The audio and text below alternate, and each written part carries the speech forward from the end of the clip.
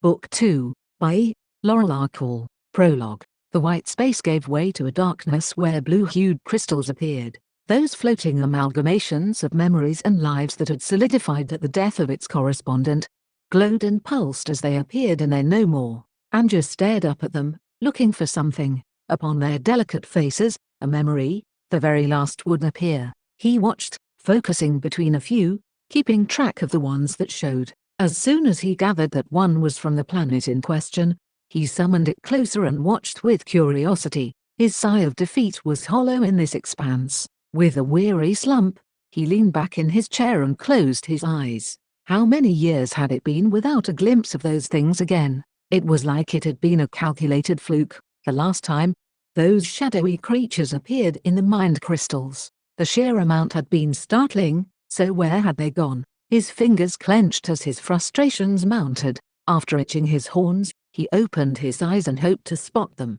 When none appeared, he grumbled and had the crystals back. He would go through those memories later. For now he needed to work on his assignments. He took another crystal in and peered in, recording down what he saw. One after another, manuscripts and records of these crystals piled up around him.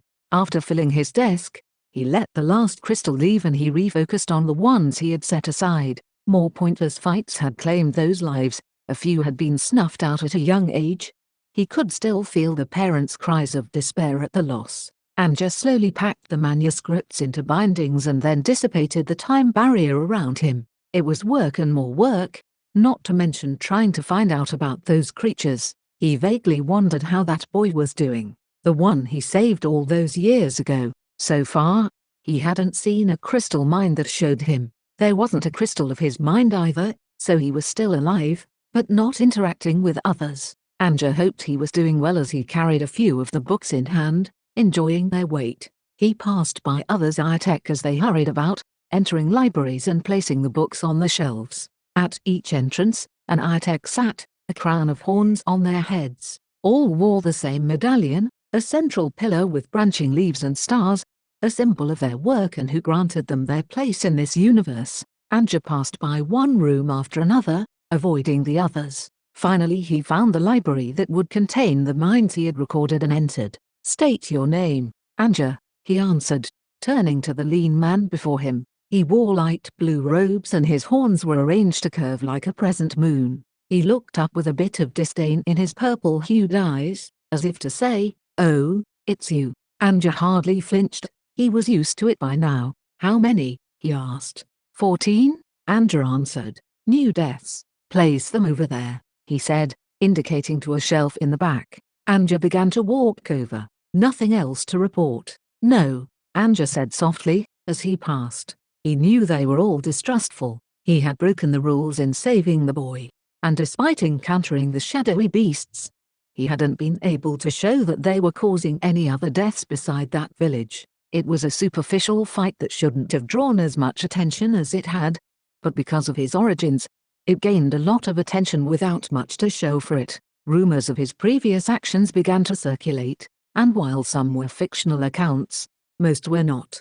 He placed a book in its place and then another. In this space, their abilities were sorely limited, so other than having access to his room and creating a waypoint, he couldn't move the books except by hand. A waste of time really, but it had its place. He noticed the silence that grew as others around realized he was present. They were watchful, cautious and suspicious. He sighed and finished moving the books. As he placed the last in its spot, a commotion began outside in the hall. Others turned, and when an Iotech stopped by the desk, and whispered by the horns of the recorder, Anja's horns itched as the whisperings vibrated to him. It was too faint to catch every detail, but something about shades and deaths caused him to turn and look their way. The recorder glanced his way and then sighed as he grabbed his forehead and leaned against the desk. The one with the news looked his way with eyes open. His finger moved to itch his own horns and Anja let a small smile creep onto his face, causing the news bearer to shrink back a bit. "Which world?" Anja said, allowing his voice to carry over. The news bearer looked away as if guilty. That was all Anja needed to know, that it was that boy's world. He began for the door and the recorder scowled at him as he passed. "This doesn't mean you were right," he said, and Anja stopped in the door. He grinned. "I'm usually right." comes with the territory of time manipulation," he said softly so it wouldn't carry as far. The recorder hissed as he rose, as if ready to fight him. Andrew shook his head and left. For an AI tech to get so flustered, he would have been a prime target to steal his time from. He didn't care to take it, despite it being right there. That was the way his old self would have been. Since he had forsaken that role, it was beneath him, though he still couldn't stop noticing it. Despite these AI tech being recorders of time and masters of it, they had an abundance that they seemed to carelessly throw away. As he walked closer to the library for that world, Andrew noticed the stairs. Of course he stood out. He was involved with the shades in that world, and wore darker blues than that of the others. It wasn't hard to remember him, and it saved him time as he approached the door. AI-tech parted before him and he easily walked in. A female AI-tech with grey hair and a golden streak quickly turned to look at him. Her horns were arranged like a crown he had seen on one of the crystals. She looked at him in shock and then bit her lip. Without a word she loosened her grip on the book she held, and then handed it to him.